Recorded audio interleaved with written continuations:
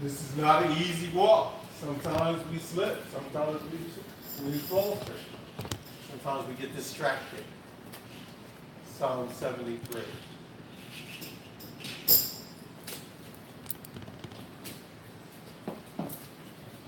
Somebody read. Every morning, and I say, I'll speak thus. Behold, I should offend against the generation of your children. When I thought to know this, it was too painful for me, until I went into the sanctuary of Yah. Then understood I their end. Surely you did set them in slippery places. You cast them down into destruction. How were they brought into desolation? As in a moment, they are utterly consumed with terror, as a dream when one awakes. So, O Yah, when you awake, you shall despise their image. When you awaken, you shall despise their image. Thus my heart was grieved, and I was pricked in my reins. So foolish was I and arrogant. I was as a beast before you. Nevertheless, I am continually with you. You are holding me by my right hand. You shall guide me with your counsel, and afterward receive me to glory. Whom have I in heaven but you?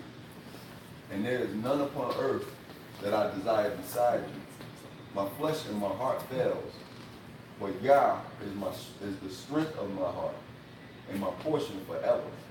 For lo, they that are far from you shall perish. You have destroyed all them that go a-whoring from you. But it is good for me to draw near to you, to Yah. I have put my trust in Yahuwah Elohim, that I may declare all your works. Hallelujah. Hallelujah. Hallelujah. That's crazy, because we look at the world and we see how the world prospers, and it's almost like, really? Am I just wasting my time? You know, I'm struggling to try to do right, and I'm looking at where are they getting the money from? How are they building these big houses? They're sleeping in the bed of luxury, and we struggling to make the bills, pay the bills. And the ones that consider themselves righteous fill the churches up with these huge amounts of people, and they're bringing in huge amounts of money. And we got our little handful of people. And I'm like, yeah, I'm trying, we're striving. And it almost makes your foot slip, right? And so we're going to get into that a little bit more today when we get into our discussion. So it's welcome to the 12 tribes worldwide to the Ark of New Jersey / Philadelphia, the Awakening Remnant Coalition. We're here worshiping on the day that Yah has made, this holy day that is set apart for Him, to worship Him in spirit and in truth, right? So here we are. We just went through our Psalms reading. We're getting ready to sing Shema Yisra'el, right? And during that time is also our offering time. Our offering basket's out, and let's get with it. You know what's funny about this bass is that it's the only song I know how to play on it. Somebody gave me this bass for free. I said I wanted this bass, and the next morning it was at my house in the front door. Because y'all like the two guys standing outside.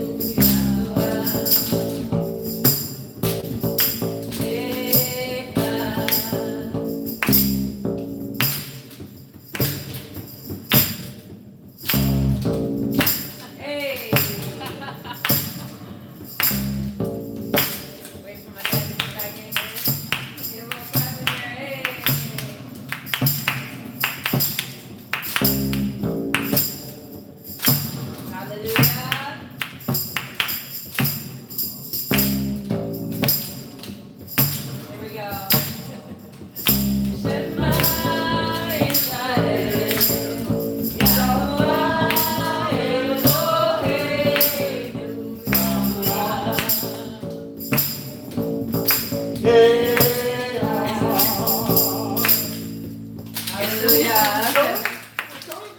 You missed the whole thing. We was waiting for you. I picked up my. She kept one I line did a for little you. pause Really? there. I came in with one line, they were like, okay, done. Yeah. What kind of mess is that? I didn't put any money in the offering basket. Ah.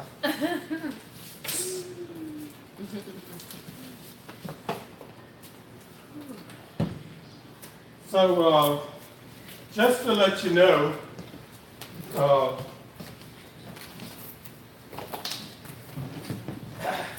I was playing superhero this week. The song used to come on TV show, dun, dun, dun, dun, dun, dun, dun, dun, Bonanza. I was running around going dun dun dun dun dun dun. Yechezk'el. So there was a lady that was driving down the highway this week, and all of a sudden, out of the blue sky, came a storm, and the torrential rainfall dropped, and the road went from totally dry to soaking wet, and her car spun out of control and into the ravine she went, and she spun backwards, and if you saw the picture, the only thing that was left was the front end of her car sticking out, and she couldn't get out of the car, and dun dun dun dun dun dun dun dun, Yechezk'el. So we came along and we were able to pull her out of the car and put her in the truck until the police came, and we ended up taking her home. And so she, I talked to her. Of course, that was a witnessing episode, time to witness, right? And so that was a great moment, and she gave me some money when I was done, and I was like, I didn't do this for money, but I told her that we would be putting it in the offering basket, so that was her money. So I don't even remember the young lady's name, but it was a really good experience for me. I like saving the damsel in distress.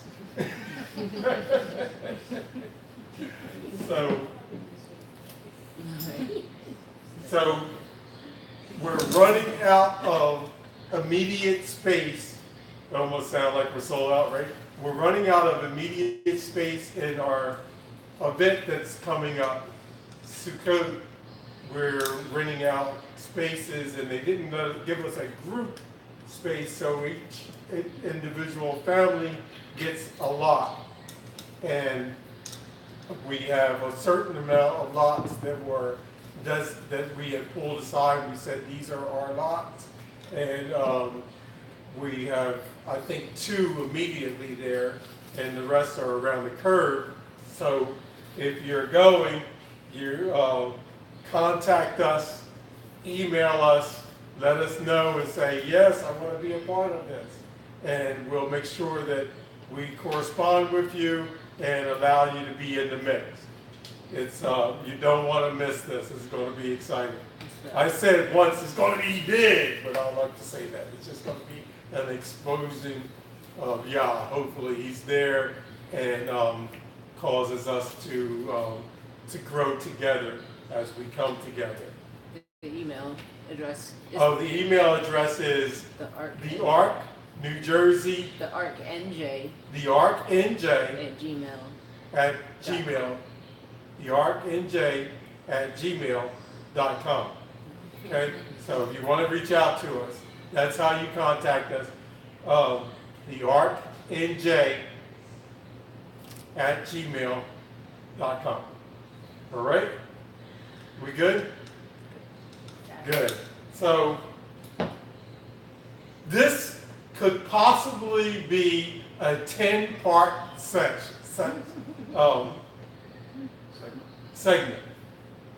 Part 1. And the reason why I said it could be a 10-part segment is because we are going to dive into something that everyone ought to know without, like, if you're a Christian, if you read the book, right, whether it be the Sefer, whether it be King James, whether it be American Standard or you name it, or even a Jehovah's Witness, the New World, or whatever book you have, you should be able to answer the next question. What are the Ten Commandments? Like, everyone should know that, right? Everyone should know what the Ten Commandments are and how they are applicable in our life today. And if you think this is a strange question, start asking people, what are the Ten Commandments?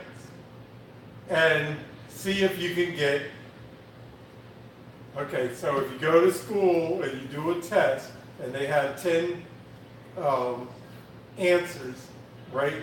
And you have one wrong, you got a 90, right? Is that an A minus or A? Two wrong, it's an 80. Where are we at? Are we at a C yet? We're at a B. Where are we? 3 wrong, that's a C. 4 wrong, you're going to hell. Maybe scare the kids. 4 wrong, you got a D, right? E? Yeah, you fell. 65 is a D. 65 is a D. So 4 wrong, you still you're in purgatory. Right? Right? Into the capital. 5 wrong, you out. You're like, oh no, there's no way you're getting this thing right. Okay, so let's go to, where is it at? Where can we find it? Exodus 20. Movement of the people, right? Exodus. And Deuteronomy 5, but let's go to Exodus. Huh? Exodus 20. Exodus 20, But right? is it N in Deuteronomy 5? And Deuteronomy 5, but we're going to stay with Exodus 20. It's easier for me because I like that movement of the people. So, yeah, and I thought about this. I'm like, you know what? This has been a couple weeks I've been thinking, back to the basics. Back to the basics. Like, if you have, I've seen people train in different, like running, basketball, boxing, karate, right? Let's stick with karate. Karate I know a little bit. You always go back, every session, you do something that's called basic training, right? So you do your basic warm-ups, jumping jacks, push-ups, stretching, right? And then you do something that's so, like, really, you're going to do this again? Basic, right? Basic punching, basic chops, right? It's real basic. If you find somebody that's playing basketball and they're doing foul shooting and they lose their rhythm or something, or I have somebody that I remember in high school, my daughter's high school. Say I relive my kids' life through myself, right? I remember one of my daughters playing basketball, and she was playing against a certain player who is now a coach. But while she was playing the game, she missed a couple foul shots. And she was angry that she missed these foul shots, right? So either her or her dad told her that she had to do 100 foul shots that evening after the game was over. And she was very particular about the way she shot. And she thought that she may have wasn't arching properly or something. So she went back to the basics, right? And went back to bouncing the ball, 1, 2, 3, 1, 2. She had a routine, right? And we as followers of the way, have found ourselves off track sometime, and we have to get back to the basics. So since we're talking about basics and staying on track, I was running a course, and this all comes together because I was running a course, and I remember being in the lead. Now, this was a cross-country course.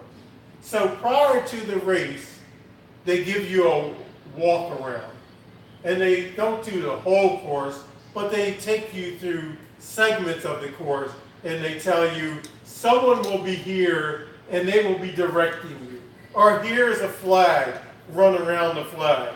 Or here's a sign directing you to stay on course. And it's over 30 years ago, but I believe somebody removed the marker. Because I was in front and I was running and I saw no marker, no direction, no way to get on course or to make sure I was on course. And I came out of the woods and I was standing there like, which way should I go? And so I lost the race because I got off course. And everyone thought it was funny but me. Because that was damaging to me because I wanted to be undefeated, come in first place every game, every meet, because I was good enough to do that. In this particular, and I'll tell you where I was at. I was in a town called, it's no longer, they changed the name. It used to be Edgewood High School, right? But I came out of the woods and I was dumbfounded. I was off course. And I couldn't get back on course. That was horrible because I never finished the race. We're going to talk about that a little bit later because it's imperative that we get on course. And now there's some things that have thrown us off course, like not knowing the proper signals, signs, people telling us or directing us back on course. Unfortunately, we live in a day and time that where people are going to church and they're not being directed back on course. They're being directed to this new path. They reset the program. My late aunt would say, you got to follow the program, right? The program hasn't changed, but there's people out there that would tell you that the program has changed. The Ten Commandments have never changed. We're not even talking about the 600 and whatever laws, statutes, and commandments. We're narrowing it down just to the 10. So let's look at the 10, and you're going to see something. I hope, hopefully, some things wake you up today. One thing is you're going to see, because we're going to jump. We're going to do a jump into our time travel and travel to an episode in Acts when you're going to see these people worshiping false gods, right? But then we're going to jump back to a prophet. But let's just read through the Ten Commandments. This should be pretty easy so we can count them off and see what are these 10. Hopefully, you'll want to get a card, or you'll want to get a plaque, or you want to get something that has the Ten Commandments. Put them on the refrigerator. Nail them to your, I don't want to say nail them to your forehead, but apply them somewhere where they're readily and easily for you to pull out and memorize. Because it's imperative that we know these things. Because for the Creator to actually write them down himself with his own fingerprint hand onto a tablet, they must have been something significant. Because he wrote them. And Moses came down off the mountain with these tablets written on both sides with the commandments on them that were handwritten by Yahweh himself. And Moses got mad and slammed them down and they broke them. Right? Had to go back and rewrite them again himself. Now Moses had to do the writing. Right?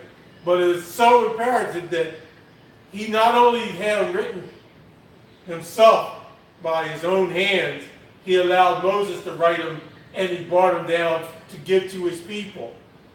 Why do we think that we don't need them anymore? It's so crazy that y'all didn't say, get rid of the Ten Commandments because Jesus came. You know, why would we still keep some of them? Why would he write them? It's imperative that we know them and that we practice them. So, are we all there? Chapter 19? 20. Everyone's there but me, because I was running my mouth. As soon as you're there,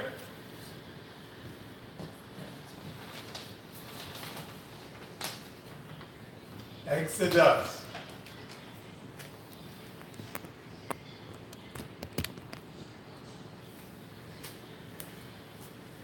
Shamut.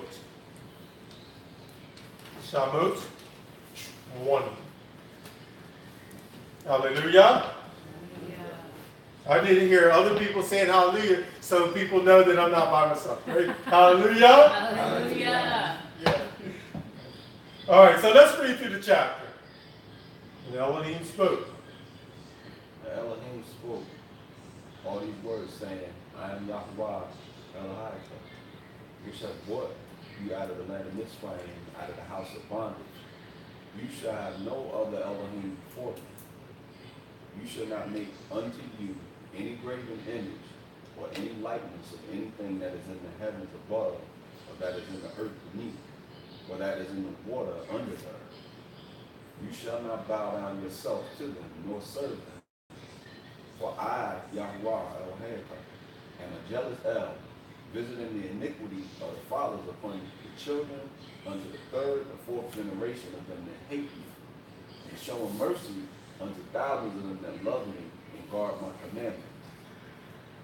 You shall not take the name of Yahweh, Elohim, in vain, for Yahweh will not hold him guiltless that takes his name in vain. Remember the day of the holy Shabbat. 6 days shall you labor and do all your work, but the seventh day of the Shabbat of Yahweh, Elohim. In it you shall not do any work, you, nor your son, nor your daughter, nor your manservant, nor your maidservant, nor your cattle, nor your stranger that is within your gates. For in 6 days Yahweh made the heavens and the earth and the sea and all that is in them, and rested the seventh day. Wherefore Yahweh blessed the seventh day blessed the day of Shabbat and hallowed it. Honor your father and your mother, that your days may be long upon the land which Yahweh Elohim given you. You shall not kill. You shall not break wedlock. You shall not steal. You shall not bear false witness against your neighbor. You shall not covet your neighbor's house. You shall not covet your neighbor's woman, nor his manservant, nor his maidservant, nor his ox, nor his ass, nor anything that is your neighbor's. Okay, we're going to pick it up in a second. But there was the 10. I was doing this with my fingers so that you could see it, right? Go back, count them off, mark them down. He named all 10 of them, right? And so now, let's finish this chapter, because we don't like to take something out of context. Let's read the rest of the chapter. All the people. And all the people saw the thunderings, and the lightnings, and the noise of the shofar, and the mountain smoking. And when the people saw it, they removed and stood afar off. And they said unto Moshe, Speak with us, and we will hear. But let not Elohim speak with us, lest we die. And Moshe said unto the people, Fear not, for Elohim is come to prove you, and that his fear may be before your faces, that you sin not. And the people stood afar off, and Moshe drew near unto the thick darkness where Elohim was. And Yahweh said unto Moshe, Thus you shall say unto the children of Yisra'el, Ye have seen that I have talked with you from heaven. You shall not make with me Elohim, you shall not make with me Elohim of silver, neither shall you make unto you Elohim of gold. An altar of earth you shall make unto me, and shall sacrifice thereon your burnt offerings, and your peace offerings, your sheep, and your oxen. And in all places where I record my name, I will come unto you, and I will bless you. And if you will make me an altar of stone, you should not build it of hewn stone. For if you lift up your tool upon it, you have polluted it. Neither shall you go up by steps unto my altar, that your nakedness be not discovered thereon. Okay, so here he basically goes back and he's giving them real clear instructions on, like, if you're worshiping me, I don't want you making something, these people made the calf. Right? It's like, come on. I don't want you making all this stuff to worship me. You can see that, and what was the key thing that he said, that if you do make anything, how do you make it? Oh, from Earth. From dirt. Isn't that amazing? Like he said, if you're going to make anything, use dirt. What is dirt? I like this one. It's what man was made out of. Right? So if you really want to worship him, the dirt that needs to worship him is us. We're the ones that are supposed to be the object that worships him. Not so go back to the beginning, since that we just read the whole chapter, we needed to read the whole chapter. We're going to focus in on one particular thing, verse 1, 2, and 3. And Elohim spoke all these words, saying, I am Yahweh Elohim, which has brought you out of the land of Mizraim, out of the house of bondage. You shall have no other Elohim before me.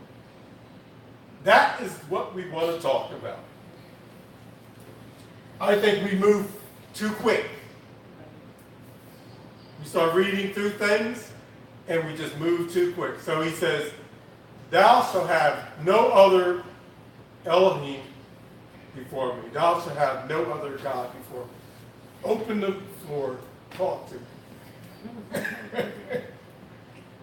feel like humanity is constantly like whether it's actual idols, what I mean? Like he's talking about constructed idols, the calf, whatever.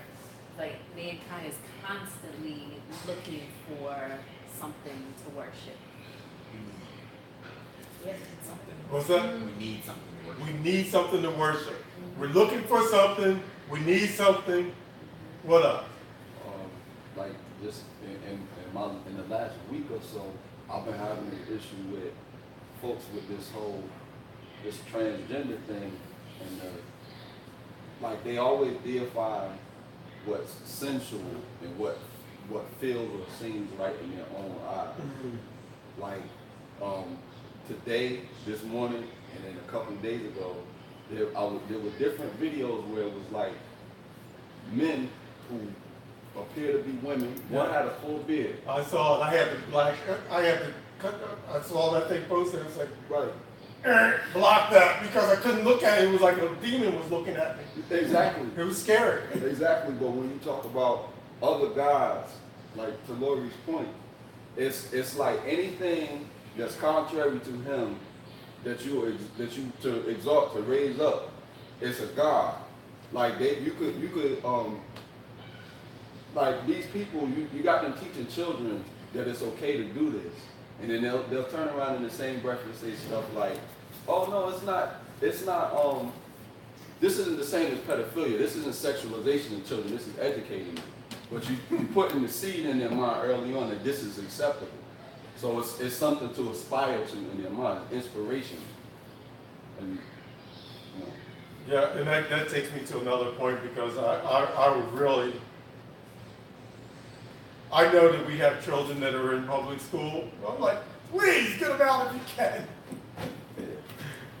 because that bothers me.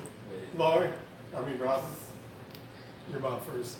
Yeah, I just said that's not fun. I was corrected by my son telling me that my daughter is not my wife is not my driver. Anyway, go ahead. I think that some of this worshiping of other things comes from not accepting God as our Elohim, because He built into us the need to worship Him. Mm-hmm. And when you reject that, or you fail to do that, then you have to fill that hole of that need. And the way people fill it is they find all kinds of other things to worship other than Him. Because the need is there, He built it into us. I saw today, you get all these feeds when you're on YouTube and you're like, oh, that's curious. So there was this giant. I guess he was about 15 feet tall. And where was he at? India? I forget where he was at. But he was all dressed up. And he was getting married. He was tall. He was clearly 3 feet taller than everybody else. Right? And because he was a freak of nature, right? Don't ask me about the angels, fallen angels marrying women. But he was clearly towering above everyone else. And the people that were around him worshiped him. They called him like a god because he was a freak of nature, right? And they had a wedding. And they had I'm looking at this, I'm like, is this real? Right? And so I thought, okay, even if it was staged and not real, I see reality in this, because as soon as we find someone that is a little bit different from everyone else, we idolize them. The funny thing is, everybody's different, and we decide what is the important thing that's different. Like in our society right now, is basketball. And these basketball players are taller, but we made up basketball, so they're good at that game that we made up, and we're like, oh, they're gods. Exactly. It's crazy. So you take a LeBron James, Yeah. who is huge compared to a normal person, right? He probably wouldn't be good at, I don't know, tap dancing. So if that was important to us. So he's good at playing this particular game that we made, that we created, and he's elevated to godism. Is there such a word? We elevate him as God. He makes globs and globs of money, right? And he can't move without people, oh, he was interviewed. Everybody's got to watch the interview. He comes in dressed a certain way. We got to see how he's dressed. We got to see where he lives. We got to see what kind of car he drives. We got to see his mansion. He's God, right? Guess what? If you go back 30 years ago, Kareem Abdul-Jabbar was a god, right? He's nothing but a man, but they classified him because he could do. They had to change the game around because the game was so. It was lopsided. What was the other guy's name? Chamberlain, right? They had to change the rules because he was scoring too many points. You look at other people. You look at Tiger, because Tiger, when he went out on the golf course, he was such a phenomenon that people classified him as God. Don't tell me that people didn't. Because I can see it, I live it, right? Because of someone's ability.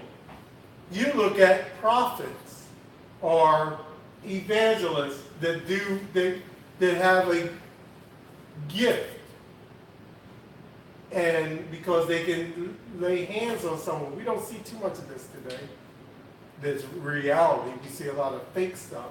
But if we find someone that's healing someone, then he's considered a god. You don't think so? We're going to go there and look at these two people that were considered gods. Now, why do I want to talk about this elevating people to God? Because the scripture does. I have a problem when the book tells us not to blaspheme his name, not to do X, Y, Z, and people claim by their own acknowledgement that they're a follower of God, but if they hit their finger with a nail, they're calling his name in vain.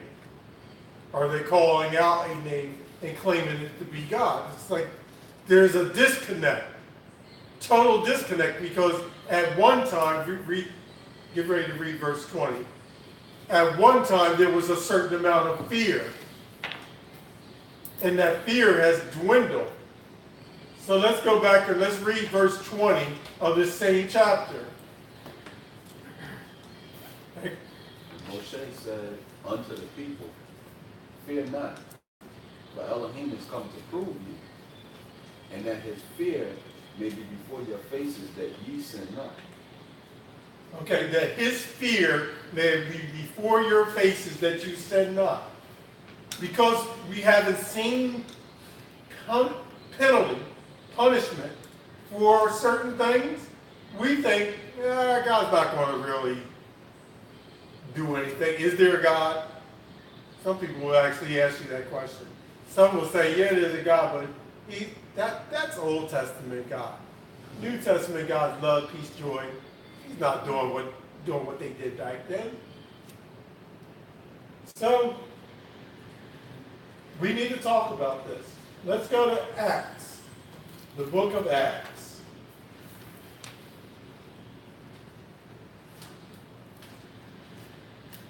Chapter 14.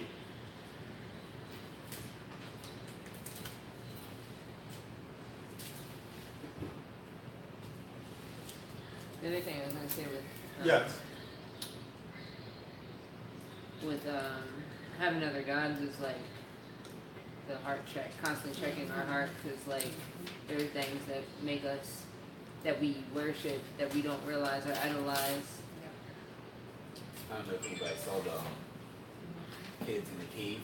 Yeah. Got trapped. So they had like a council. I think this amount of people in there, and they're like, everybody shoot your ideas how we bring the kids out the caves.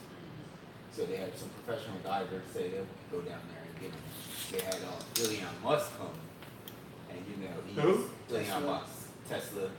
Oh, okay. Yes, the one that He created. thinks he's a god, Yeah. and he's an atheist. Okay. And he's like, yo, I had this submarine, and it can go under there and get them. And they were like, the cave is this big, the submarine's this big. That's a bad idea. Like, yeah, whatever. And he got mad at it. And he got mad that they told him his idea was bad, so he hopped on at Twitter or something and talked about the divers that went and saved. One of the divers died, and the other, his buddies, got mad at Elon Musk. Don't talk about us. We saved him. My buddy died. Elon Musk got mad, like super angry on Twitter because they talked about his submarine. Now that submarine is a god to him. He's like, you don't talk about my submarine. Because he created a God. Yeah. And that's what Lauren said. You gotta watch out what you're like focusing. Yeah. Shalom. Yeah, and we do. We will create. We'll create stuff, and we'll make up a God. You know, now today is what do they call it? Artificial intelligence, right? We're creating things that are speaking and responding, Right. and it's sort of like Revelations talk about the voices, the giant that's going to be created, right? Well, we got artificial intelligence that's, you can almost say that that's a god. There's people creating sex toys, and the toy talks back to you just like, oh, Neil, I love you, Neil. I'm like, what? I don't want to, I want something artificial, whatever. We don't want to talk about that. I just open Pandora's box. But I think whatever your I think there was something that I was challenged with several years ago. Is like whatever is occupying my mind the most. Mm. You know, at that time for me, I mean, not everybody here maybe knows this, but you know, I'm married, and at that time it was my husband. Like it was like I really confronted me. He's your God. Like he is what is on your mind, day, night, morning, evening. Even though you should be esteeming your husband, you should be whatever. It was like that's your idol, you know, because he's, you know, that's consuming your mind. Yes. It was like, so that for me was I think a check in general. So what's consuming my mind the most? Because that's probably my God. What's great about that, like about the 10 Commandments, is like Shabbat has been that for me, of that re-evaluating, where I didn't have that in Christianity, but every Shabbat it's like, okay, what is, because you literally have to take every thought captive and what is occupying my mind, and then making sure that it's not above the Most High. So looking at the 10 Commandments and how they're all connected to make sure that you stay in line. Yeah, so if you drop down to the number 4, keep a Shabbat, that's the first thing that really happens to you when you learn to keep Shabbat, is that your mind, you have to do a mind shift, right? You're like, I have to, this is a, you know, part of that is my focus is on Yahweh, not self-entertainment, not work, not cleaning, not all these other things that you usually do. You got to learn to say, oh, no, I can't think about that. Remember, like, was it a week ago we started, somebody said, we should do this, and I grabbed a pencil paper and like, yeah, if we sell that. 2 weeks. 2 weeks ago, yeah. I was like, and everybody was like, no, you can't, you got to shut it down. Because I'm always thinking, like, I can make $1 doing this. So if I get 20 of them, right, and they only cost me $2, I sell them for 20, yeah, and let me do the math, right? And so your mind shift has to be shifted onto worshiping Him. We're talking about keeping, we're doing a 10-part series, starting with this series on keeping the first law, the 10 Commandments. What do you say? I had to say that the new people just walked in and sat down. Sorry.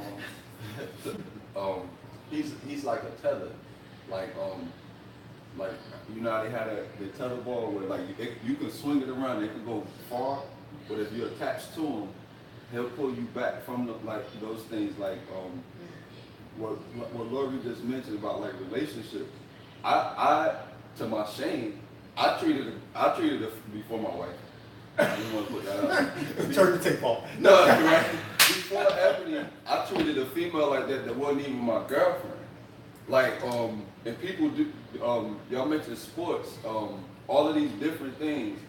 When I first started understanding what Shabbat was, it's like, okay, I stay home, I play the video game. It's like, wait a minute, no, not your own pleasure. And it's like, he gave you these other 6 days. It's like, if I did all of the creation of heaven and earth in 6 days, you could get whatever you want to get out of your life in those 6 days. And I just got excited when y'all started making those points, because it's like if you connected to him, it's like, you know what, I'm not even going to worry about my family who think I'm crazy. I ain't going to worry about this bill that I can't afford today, so that I can cope and deal with it tomorrow. Right. And that's part of his goodness. So let's look at Acts 14.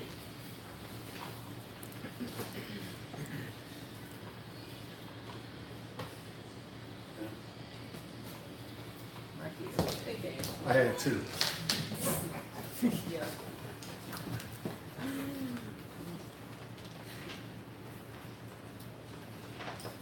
And someone read, anyone but Mark.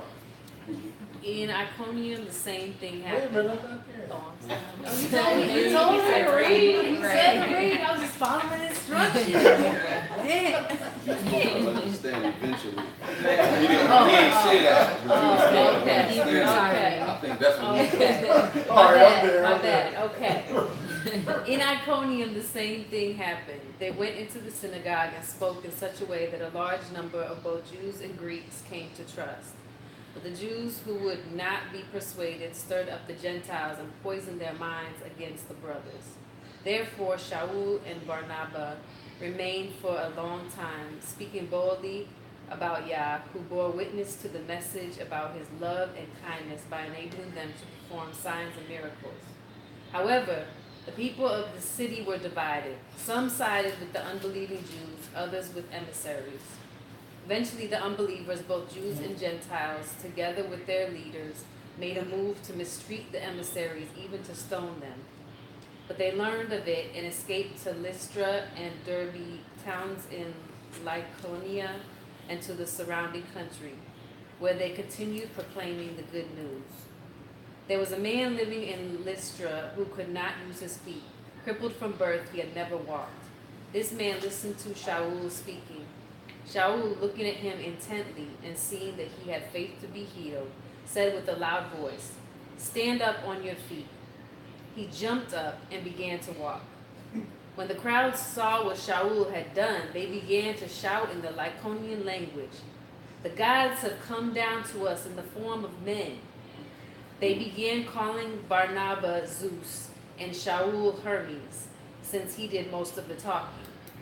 And the priest of Zeus, whose temple was just outside the city, brought bowls and wreaths to the city gates, intending to offer a sacrifice to them with the people.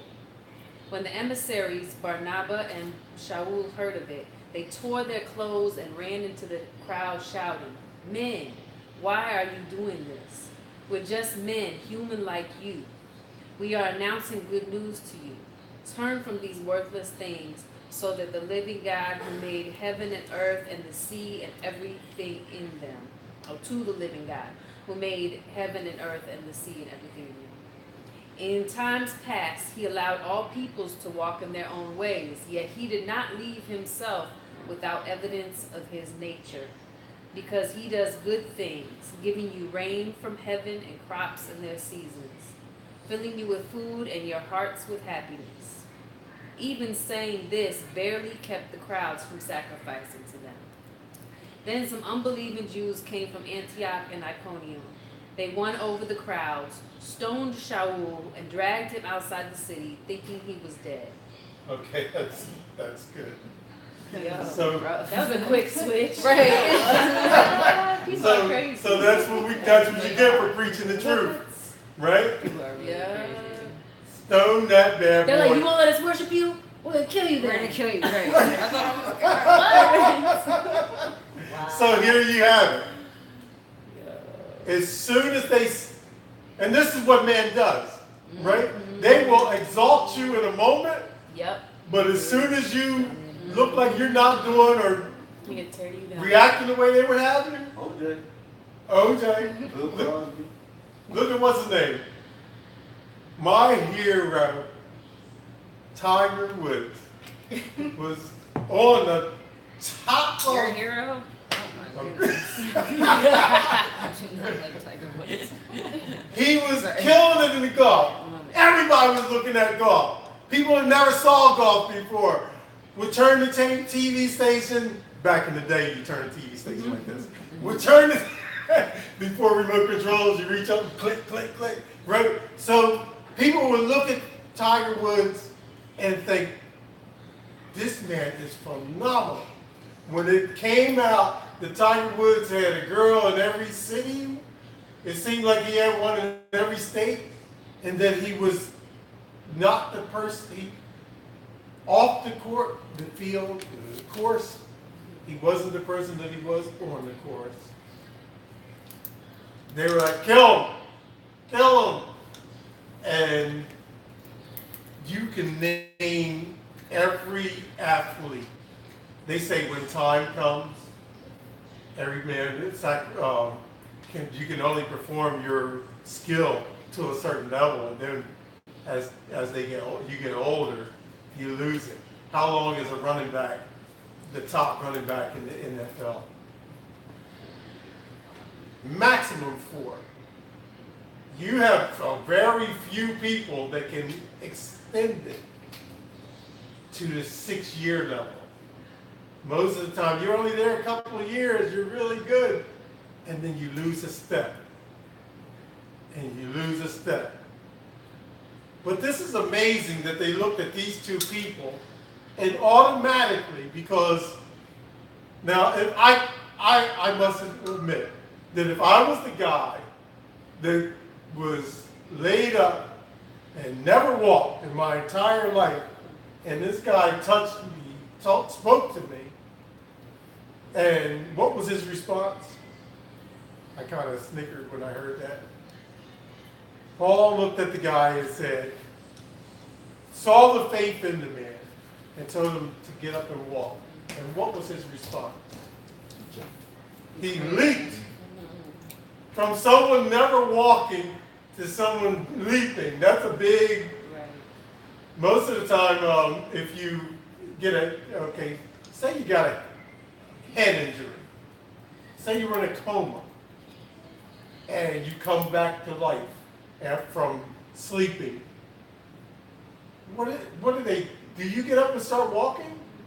If you've been out for 6 months, a year?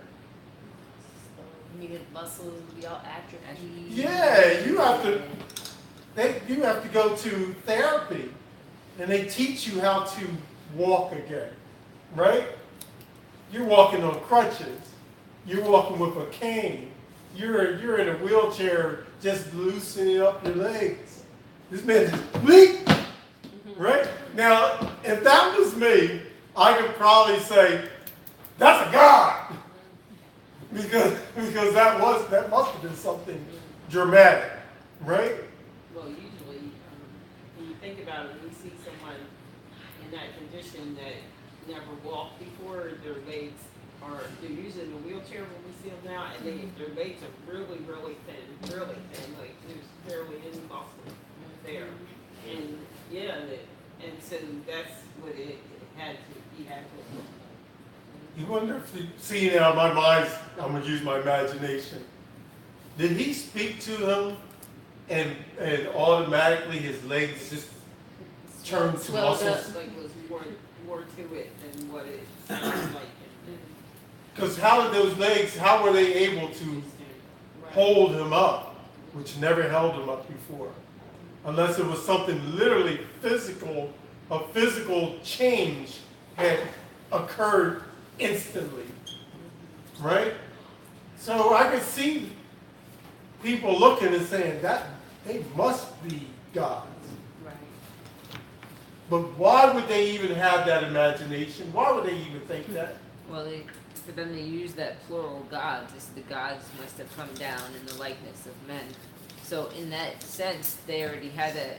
It's fine. No? You're good. They had that superstition, I guess, so to speak, about what they believe. About what they believe, like where Elohim told us there's one God.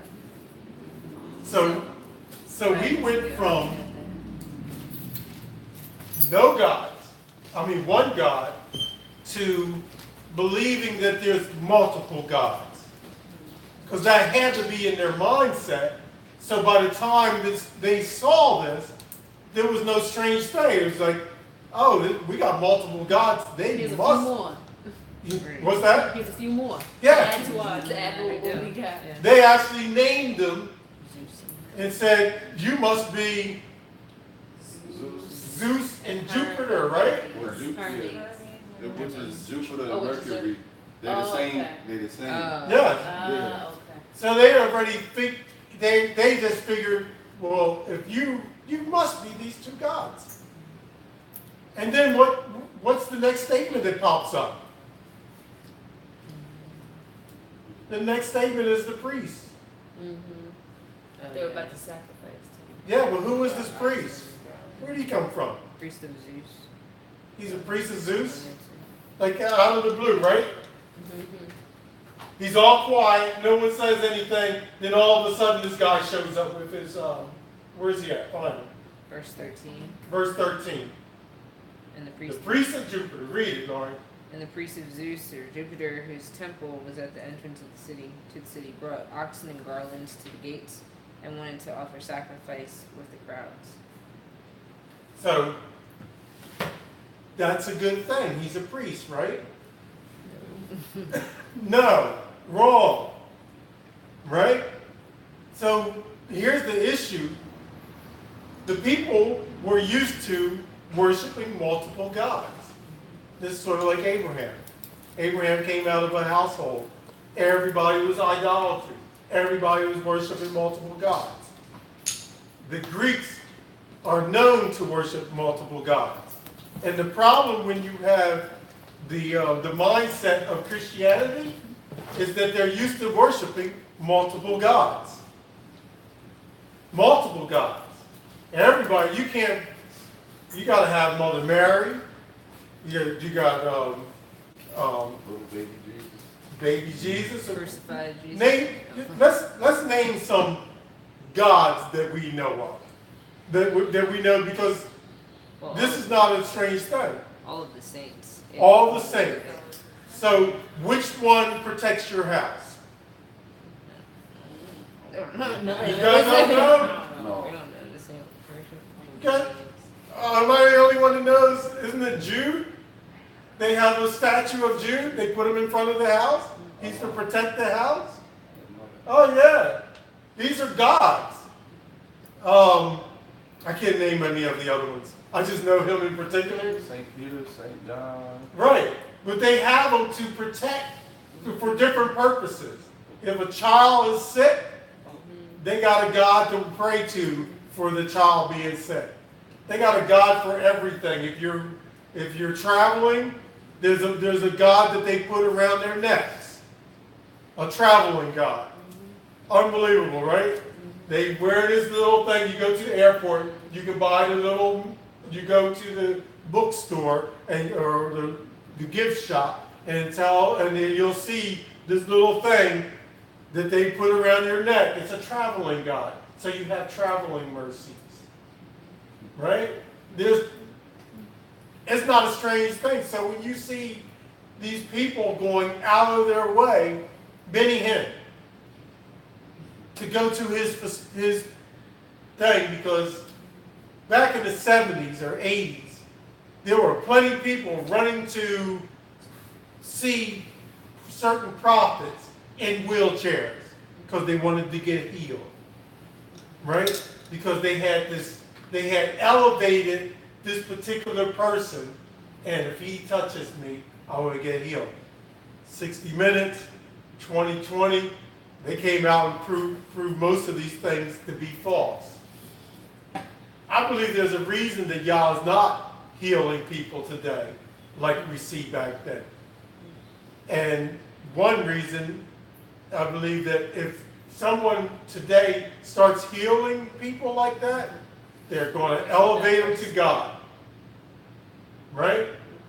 And the powers to be will not have that happen because they're not going to allow someone to usurp authority over the hospital.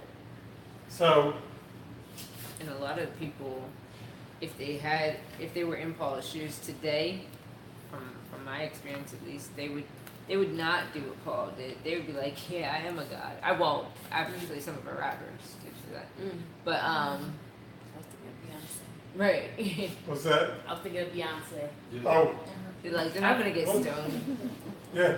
Well, Beyonce, I wasn't even going to bring her out, but now they got a whole church around her, worshiping her. You can't worship. That's the problem. Okay, so here's another issue. So if we're going to bring up Beyonce, because someone says still, I see pastors' pictures posted on their church, or the church is named after somebody. You're actually elevating these people and creating little gods. You ever go to a church and they're like, can we move this over to here, to there? Oh, I don't know. We got to wait for pastor to get approval. Because pastor is God. You don't move. You don't change this. You don't change the law. You don't change the light bulb without your God saying it's okay. And you may be offended by that. Good. Because you have taken this person and elevated him into that statue. It's happening everywhere. All right? And here you're seeing these people ready to offer to these idols. And we're going to go to do a little time traveling and travel back into Isaiah. And let's look at, because this is morphed. It didn't just all of a sudden happen. It started happening a little at a time, and before you know it, now everybody's got a God. Some of us got a God parked in the parking lot. Right? Because we're putting all this money. You can't afford to live where you're living, but you can afford to pay a car note so you can have this God outside that you have to feed every week. Because if you don't feed that God, he ain't moving. Right? He's going to sit right there. You don't put something in that God's gas tank, he ain't going nowhere. The house. If you don't take care of that God, you don't pay homage to that God once a month, you will be out of that house or that God. Right? Your wife. Someone just talked about their husband. Your wife. If you don't pay into taking care of that God going to be gone. Find another sugar daddy. Right? Your children. I can't go worship on Saturday because my family worships on Sunday, because your family is your God. Even though in your heart you know I should worship on Saturday because that's Shabbat. But you refuse to do that because your God, your family, is directing you to worship with them. All these idols, all these things we've set in front of God, when he's given us a clear direction, a clear path, we refuse to walk it. Let's go to Isaiah 44. What's Isaiah's name? Yechezk'el. Yeshayahu. Yeshayahu. Sounds exactly like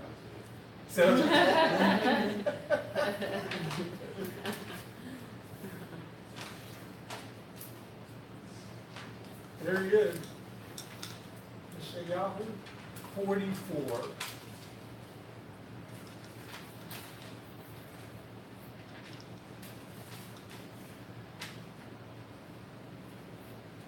And I think I want to read through them.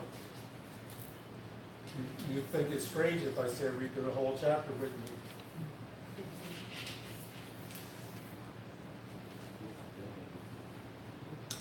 Ready? Everybody with us? Neil? Now listen, Yaakov, my servant, Yisra'el, whom I have chosen. Thus says Adonai, who made you, formed you in the womb, and will help you. Don't be afraid, Yaakov, my servant. Yeshurun, whom I have chosen, for I will pour water on the thirsty land and streams on the dry ground. I will pour my spirit on your descendants, my blessing on your offspring. They will spring up among the grass like willows on the riverbanks. One will say, I belong to Adonai. Another will be called by the name of Yaakov.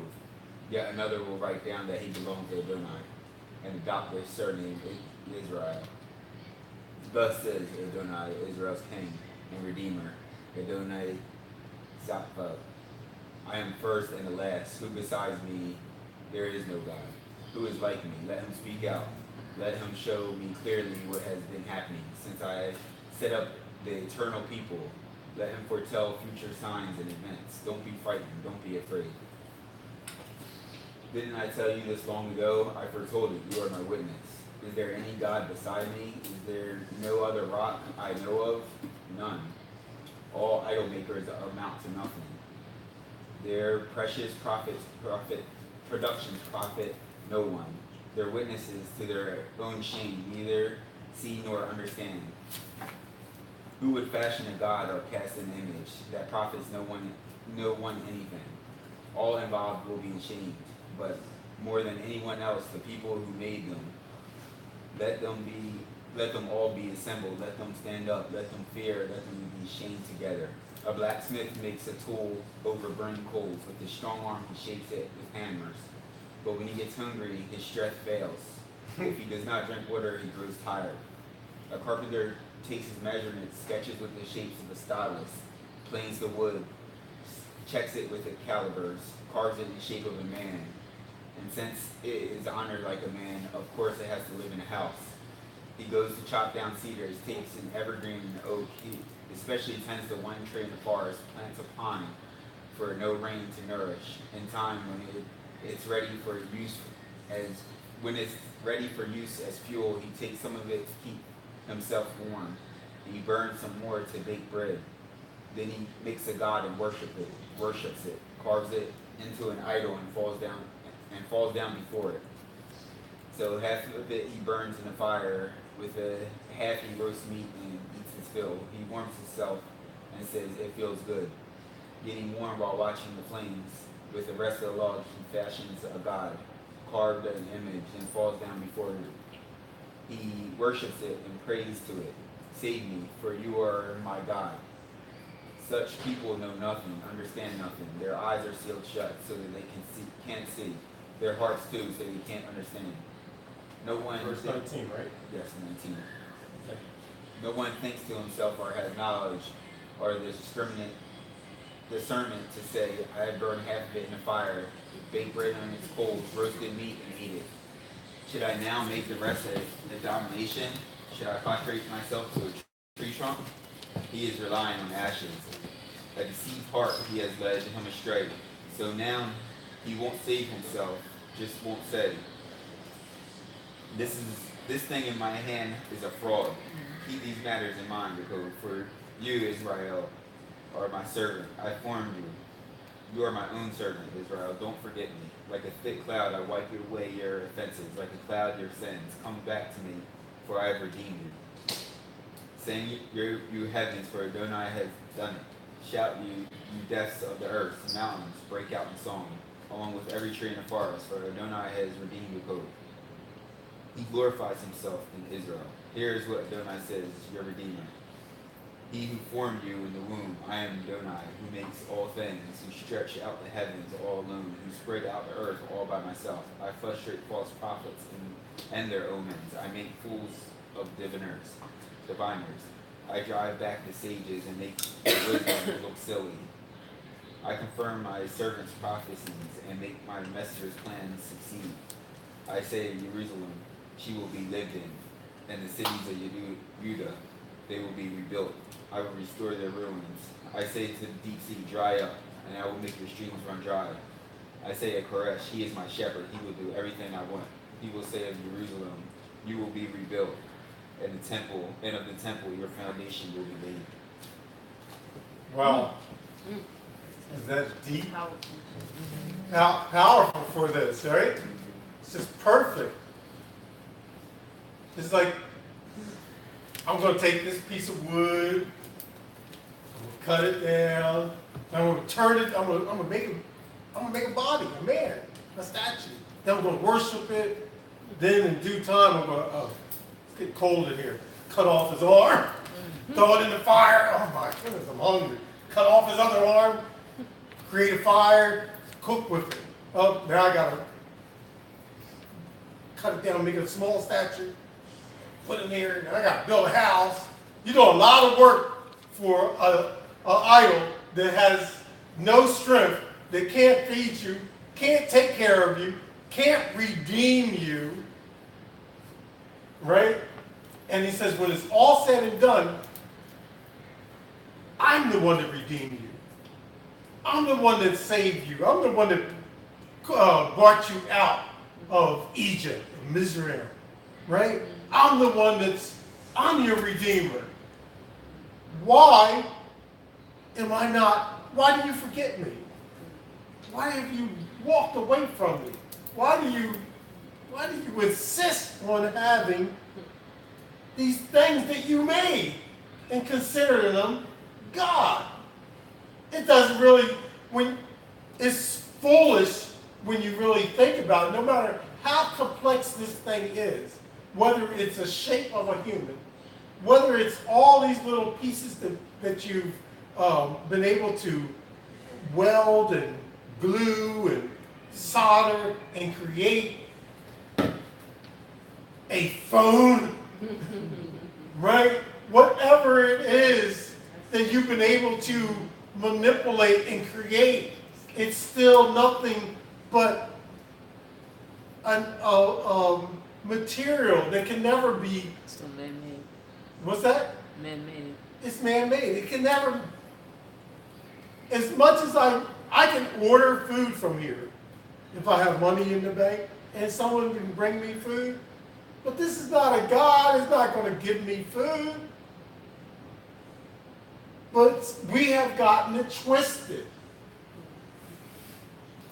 Just like they had their minds, the Jews and the Gentiles were at heads, banging heads against each other over these two brothers that were walking around healing.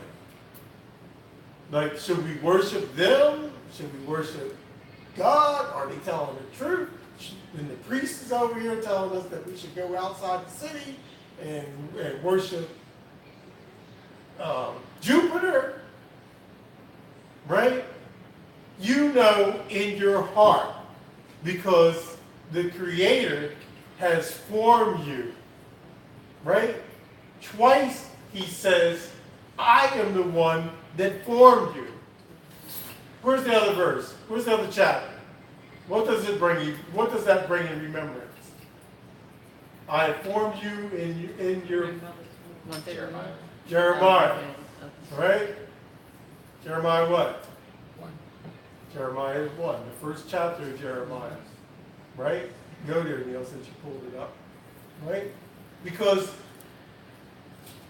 here's this Creator is the one that says, I know you. I know you better than you know you. Right? My son is here. I know my son. I know a lot about my son. Right? But the Creator knows more about him than I know of him. He's married. His wife knows intricate details of Neil that I don't know. Right? Yahweh knows even more than that. Right? So, he's the one that formed us. He knows that we are sinners and that in our heart, even a redeemed person will slip. Remember what we talked about when we were in Psalms? Right? Because we'll look and we'll see some of the things that are around us and we'll start losing ground. But that's because we are what? All sinners. What did Solomon say? We all have sinned and come short, right? We're all sinners. Read that, Neil. Here's the word. Jeremiah, chapter 1. 1:4. Here's the word of Adonai that came to me. Before I formed you in the womb, I knew you. Before you were born, I separated you from myself. I have appointed you to be a prophet to the nations. That was to a particular person, but it's also to us. Because when you are called out, right, like we have been called out, we are the prophet to the nation. Because the nation is going to hell in a handbasket, right? Or that right? Did I say that? Yeah. Pretty much. They have all types of idols, all types of, they've lost their direction. They really have. And then, but now, in a day and time that Yah is waking people up, just like he woke up Paul and Shaul, and who was with Shaul? Barnabas. Was that Barnabas with him? Oh, wait, never mind. Oh, at that What we just time. read? Or Yeah. Yeah. What we just read here was. Yeah. That was Barnabas with him? Yeah. And then, Barnaba. and you know what's, and the two of them end up arguing the later one and separating, Yeah. right? But the two of them were considered gods. By these Greek people. Hmm? By the Greek people. By the Greeks. It's crazy how we see, we can see the parallel that here's a few people that Yah has opened their heart and has illuminated himself to them. And people are starting to now come into the fold, right? In our generation today, there's a few people that he's starting to open their hearts. And we're starting to pull people in because we've gone so far off course. So far off course. Anybody have anything like we just read through? We read through a lot. I was gonna add, we had a conversation the other day when remember I brought up 2 Kings, and when King Hezekiah became, I don't know his Hebrew name, but reigned over Judah. It said that in 2 Kings 18:4, he removed the high places, broke down the pillars, and cut down the Asherah, and he broke in pieces the bronze serpent that Moshe had made. For until those days the people of Israel had made offerings to it. It was called Nehushtan. So a revelation that came to me when I was reading this the other morning was that we've done the same thing with the cross. Like we've, as a people, as a Christianity, whatever, have taken this thing, this idea, this concept, like they took this bronze serpent and kept worshiping it. After they already knew, like they got Torah, they got the Ten Commandments, they knew not to worship an idol. And so I got that revelation the other day, like, man, we've done the same thing. And then more recently, yesterday I was at a school, and it was a Christian school, and they, I was working doing a It was lived program. out. They were doing what's that? It was lived out. Yeah, they were doing a concert, and we had the presentations and everything. And at the end, one of the classes, they did like this praise dance thing, and literally one of the teachers was carrying a cross, held it up, and all the kids stood around it and then bowed down to the cross. And I was just like, this is not okay. Like they don't realize, they see it as a symbol, but it's the same thing that we saw in was it Isaiah 44, where it's like you have this piece of wood. It's just a piece of wood. It literally means nothing. And what chapter was that? I remember us talking about 2 that. Kings 18. So, in your homework, go to 2 Kings 18 and read through that. And so let's go through what we just talked about, what Lauren just brought out. They took this. There was a time when serpents, there was a plague in Moses was ordered by Yah to iron out on a staff, they put a snake around it. The same snake that you see symbolically representing the medicine field, right? And they raised the snake up, and everyone that was bitten that looked to the snake was healed. By obedience, they were healed. Years later, they had taken this same snake and started worshiping it. Thou shalt not have any graven images. They took this stupid it was symbolic of something. It wasn't to be worshiped, but this is us, right? And so they took that thing and they actually started worshiping. You read it in the book, and when this king came along and he started tearing down the idols, one of the idols was he took this serpent, the bronze serpent, and he crushed it. Because to stop the worship. We today now worship Jesus, worship the cross, and we take that cross and we put it everywhere. People hanging around their neck. Here we go, hanging around the neck, right? Hanging around the neck. We put it on the top of the church buildings. We put it inside the buildings. We put it on the front doors. You know, big door across, right? Painted red. We do all kinds of stuff where we worship the cross. You think that that's not idolatry? You're wrong. So here we have a church, a setting with little kids doing a summer camp, and they bring in, whoever this person is, brings in a cross and puts it in front of the kids, and the kids literally bow down on the ground and they bow down to the cross. It's idolatry any way you look at it. Unless you're looking at it from a perspective that it's okay to have multiple things to worship. Because worship in Hebrew is shakal, which means bow down. Right. So, We're really doing that. Lauren's giving us our Hebrew word. Right? So the worshiping, bowing down to any object is something that as soon as you have to bow down to it, you have to think, why am I worshiping?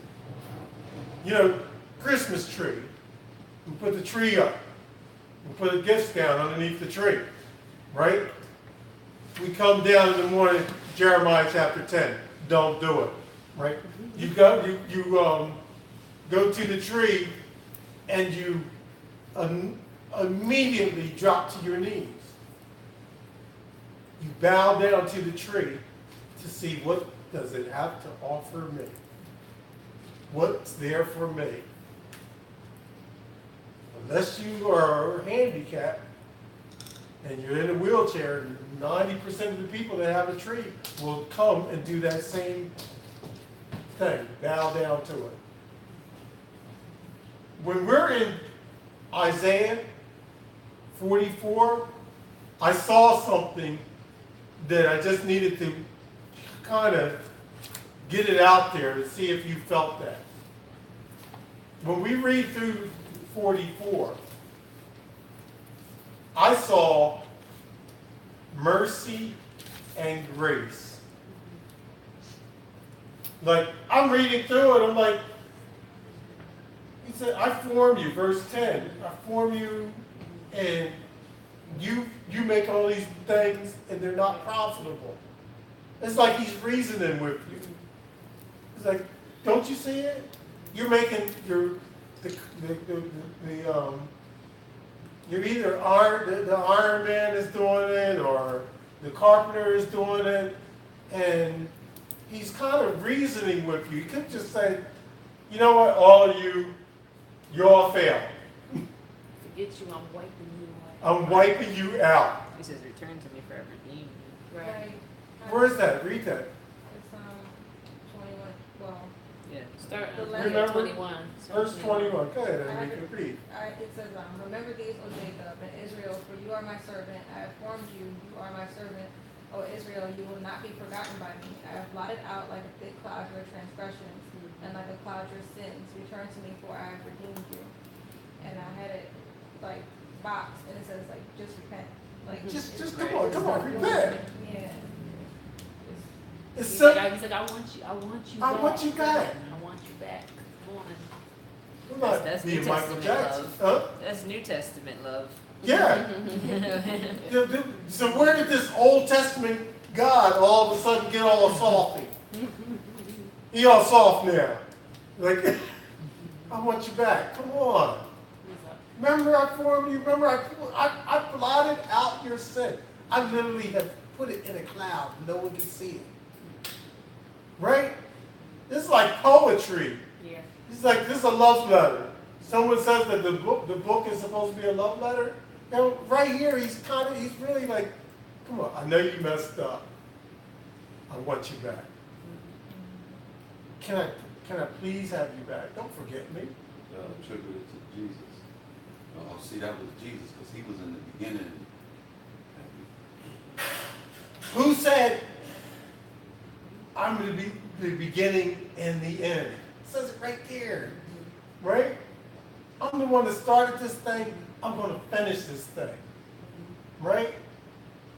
But we have this crazy thought pattern like, he didn't love us back then. You can't read through Isaiah 44 and not see the love, not see the compassion, not see the concern. Right? If you're reading it, are you just stupid? You know, I used to hate some math tests because it was okay when you had the math, like, fill this equation out, but then they always would have, and John went to the store and he bought 17 grapes and he traveled 7 miles, and when he got there, he lost 5 of them, fell off the wagon, and then how many people lived in his house? And you're like, what? And you got to answer the question because you're like, I can't get it. And I would say, I must be stupid. Then I gave birth to, my wife gave birth to an engineer who he would kill it with those questions like, oh yeah, I got that. I'm like, how did he get that answer? So it skipped the gene. That's okay. You got it from mommy. It's just there. Yeah, her mommy. So we sit at Jeopardy and they can answer all the questions. I'm like, oh, okay, we're not playing. What's the other game that you guys like playing that we don't play anymore? I don't like playing certain games because they cheat. Yeah, must win. So I do have one more verse that I want to go to.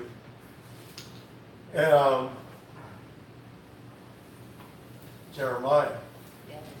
That's the book I'm in right now. Oh, really? Yes. Okay. So what's his name? What do we call it? What's his real? Yeah. Yahoo. Number 5.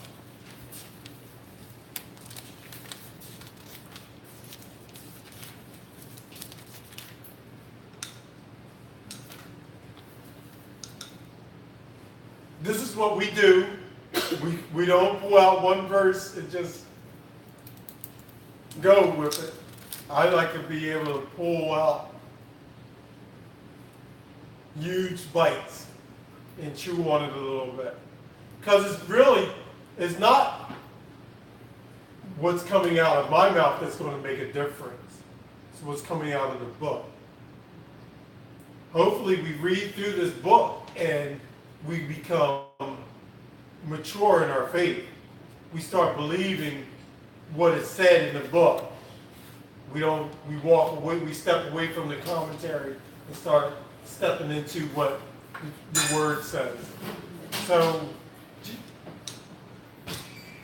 Jeremiah 5. This is going to talk about me losing my footing or my path. Somebody run.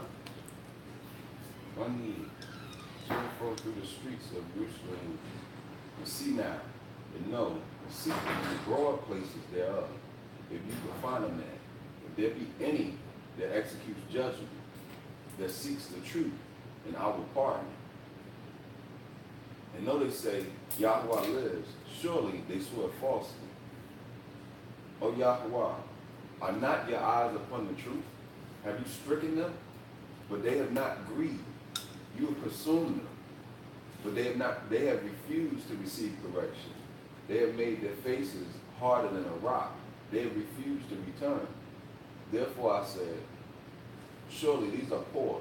They are foolish. For they know not the way of Yahuwah, nor the judgment of the Elohim. Okay, so this is a problem because someone just said, what was the word you just said? Repent. Simple as that. Like all you got to do is repent. But there's a people that have stiffened their neck. They've gotten so stiff-necked, they refuse to turn around. Right? We just read through this. It's like, really, they're hardened. They're stiffening themselves. They're like, I refuse to. Well, maybe that's just the poor people. Maybe if they had a little bit of intelligence, they were doctors.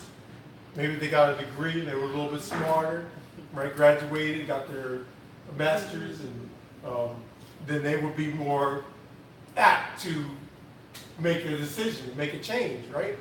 Read. I will get me unto the great man. and I Go will- back it up a little bit, because let's talk about the dumb ones. I mean, the poor ones. Okay. Verse 4. Therefore, I said, surely these are poor. They are foolish.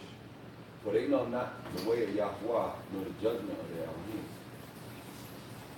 I will get me unto the great men, and speak unto them. For they have known the way of Yahuwah, and the judgment of the Elohim. For these have altogether broken the yoke, and burst the bond. Wherefore a lion out of the forest shall slay them, and a wolf of the evening shall spoil them. A leper shall watch over their cities. Everyone that goes out thence shall be torn in pieces, because their transgressions are many, and their backslidings are increased. How shall I pardon you for this? Your children have forsaken me, and sworn by them that are no Elohim. When I have fed them to the full, they then broke wedlock, and assembled themselves by troops in the harlots' houses. So he went to the poor, he went to the rich, and he found the same scenario. They've broken wedlock. Everybody know what that means? Adultery. Adultery? What do you say? It's not the same. Yeah. They basically have walked away from God. This is what's going on even today. Pretty much walked away from God. So let's look at it. Keep going. How shall I pardon you for this? The children have forsaken me, and sworn by them that are no Elohim. When I have fed them to the full, they then broke wedlock, and assembled themselves by troops in the harlots' houses. Okay. They were fed. The- Oh, I'm wait a sorry. minute.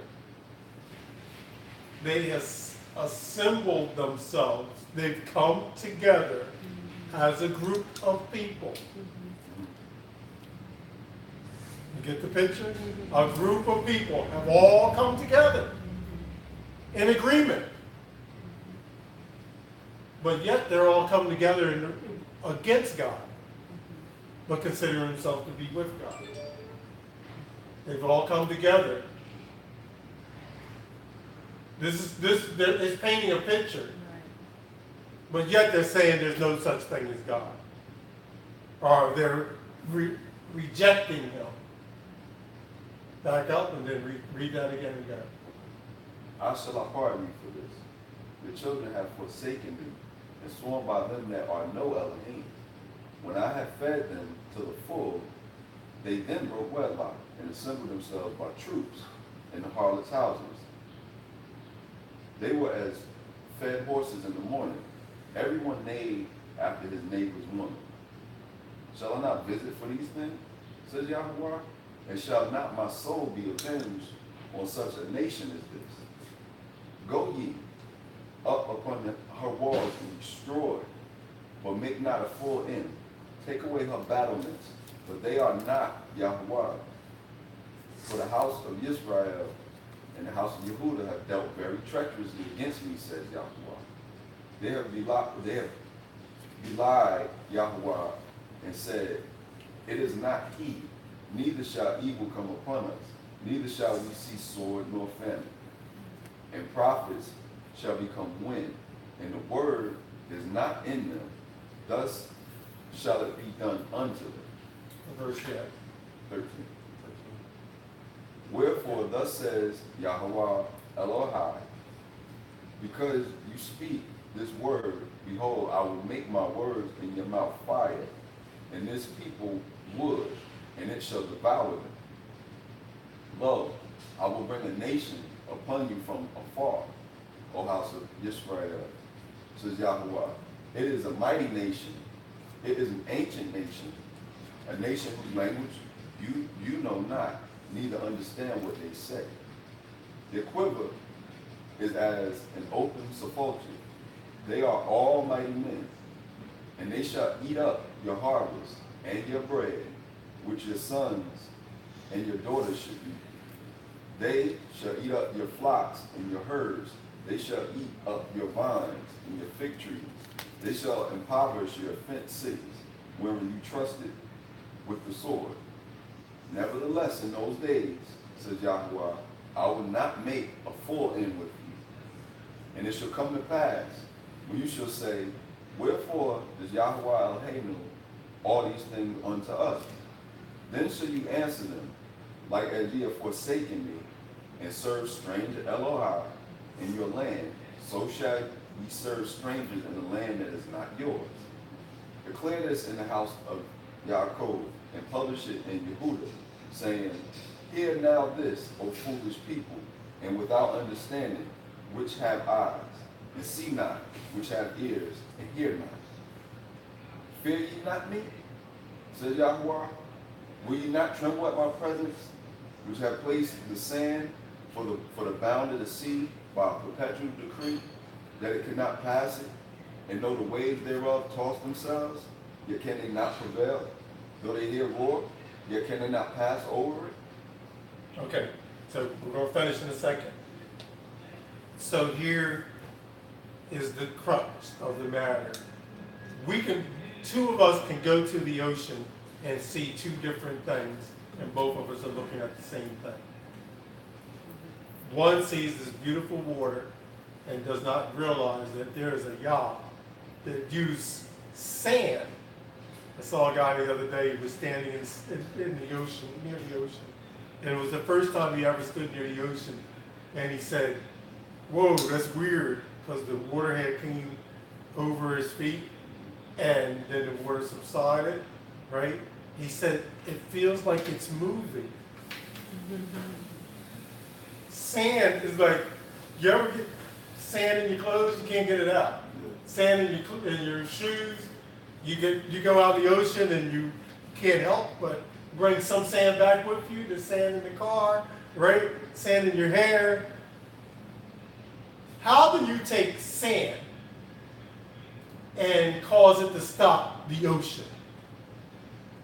That can only be an act of God. Like, he didn't put walls up to stop. If we want to stop water, what do? It goes bad. But it's all tied together, right? We make sandbags, we make brick walls, we make the dam. Anybody ever been to Hoover Dam, right? We learn how to stop it, but we use solid objects. No one just takes a whole bunch of sand and says we're going to stop an ocean, right? It doesn't make, to us, it doesn't make sense. We can't even stop the water. To stop, huh? With our dams and all, we can't even stop it. Right. Even that can't stop it. But he can take sand and sand. It's hard, it's like weird, right? He takes sand and lays it out and says, this is the ocean. And we go out and lay out on it and call it a beach. Right? And chill. We're like chilling on the sand. Then literally if you stand on it and a little bit of water moves and the sand moves from under your feet, you're like, whoa, hold on. Right? Too much water comes in, it'll move the sand away. Right? But yet, that's what stops the ocean. That's amazing. When I thought of that, just thinking of the majesty that can create something to stop something. And he would create it with the littlest stuff. Like we would never think that. We couldn't do it if we tried. All right. 22. 22. Fear I ye won't not stop me. you. It's okay. Maybe once. It's all right. Fear ye not me, says Yahweh. Will ye not tremble at my presence, which have placed the sand for the bound of the sea by a perpetual decree, that it cannot pass it, and though the waves thereof toss themselves. Okay, I am going to stop you. Would you not fear the person that can do that? Or the being that can do it? Would you not fear him? If you don't, They ignore it, saying he doesn't exist. He doesn't even exist. Like this stuff just happened. Bang, big bang. But when he touches, see, he has wakened us up. So when we see it, we should see it with reverence. Like, our God made that. Go ahead. I'm sorry. it's all right. Don't Because that, apologize. I couldn't, when I read that, I had to stop for a few minutes and just think. Like I've been in the ocean, right? I've stood on the shore. I've felt that sand. I remember the sand in my shoe. I'm like, have you ever thought like you should have such a reverence to Yah that when you see it, that you should be like, whoa, that's deep. And then you see evidence today where the ocean, the whole ocean, people that have had the little beach right at their house, and they wake up the next day and the ocean's gone. They're like, what happened? Right? Scared, call in. Is a tsunami coming? Because that's what usually happens. It'll suck it away and come back with More. a wall of water. Go ahead.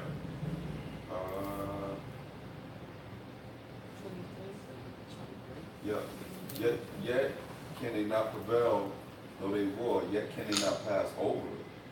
But this people has a revolting and a rebellious heart. They are revolted and gone. Neither say they in their heart, let us now fear Yahweh Eloheinu, that gives rain, both the former and the latter, in his season. He reserved unto us the appointed weeks of the harvest. Your iniquities have turned away these things, and your sins have withheld good things from you. For among my people are found wicked men. They lay wait as he that sets snares, they set a trap. They catch me. As a cage is full of birds, so are their houses full of deceit. Therefore they are become great and waxen rich. They are waxen fat. They shine, yeah. They overpass the deeds of the wicked. They judge not the cause. They judge the cause of the fatherless, yet they prosper. And the right of the needy do they not judge. Shall I not visit for these things, says Yahweh? Shall not my soul be avenged on such a nation as this? A wonderful and horrible thing is committed in this land, or in the land. The prophets prophesy falsely, and the priests bear rule by their means, and my people love to have it so. And what will ye do in the end thereof? I really wanted to go to 6, but we're not. But listen to that last verse one more time. Read it again. About the priest and the prophet. The prophets prophesy falsely. The prophets prophesy falsely. They tell you one thing and it never happens. How many times have we heard this is Jesus is coming? That's been going on for. Everybody come up with I did calculation, how can't we? It's going to happen this day. According to Torah, they should be stoned to death. Right? According to Torah, they should be stoned to death, right? That's And what then he they said, don't well, I understand, miscalculated, It's going to happen again. It came back with another date. This is happening over and over again with people falsely prophesying because, and in case you're not aware of this, the oracles of Yah were given to a particular people. Those are the people that, if he's going to give the answer to, he's going to give the answer to. Right? Go ahead. The prophets prophesy falsely, and the priests bear rule by their means. They do what? They bear rule by their means. They bear rule. Okay. Go into the household and listen to the directions. Don't even let the pastor get up yet. And talk to the ministers. Talk to the bishops. The deacons. And you're going to find that they're under the authority of the priest. Go ahead, pastor. And my people. Back it up. Okay. The prophets prophesy falsely, and Yeah. the priests bear rule They bear rule. by their means. Mm-hmm. And my people love the habits of. This is why the churches are full, because they love it. You'd rather hear a lie than to hear the truth. If someone was to come and tell you, get rid of these crosses, stop worshiping these false images, tear them down. We're not supposed to do this as a people. We would be getting kicked out of most houses of worship, I'll call it that. Right? Because most houses of worship feel it's fine, it's okay to have these statues, to have these images. So I saw at one location, I went into the church, and there was a stained glass window behind the baptism pool. Stained glass window, and this European image of Jesus was standing there with his hands wide open, right? They would consider this to be criminal if I took a brick and threw it and broke it. Yeah, you'd be like that. I get locked up. No one would come and say, he did a righteous act, let's get him out of jail. Because everybody would be like, he should know the law. That's right, he should be locked up. When in reality, all of them should be smashed and torn down. But we can't and won't do it as a people because we have gotten to a point where even the people that go there love to hear the lies, and they love it. Thou shalt not have any Elohims. Thou shalt have no other Els before me. Thou shalt have no other Els before me. Hallelujah. Hallelujah. Hallelujah. Hallelujah. I have people tell me,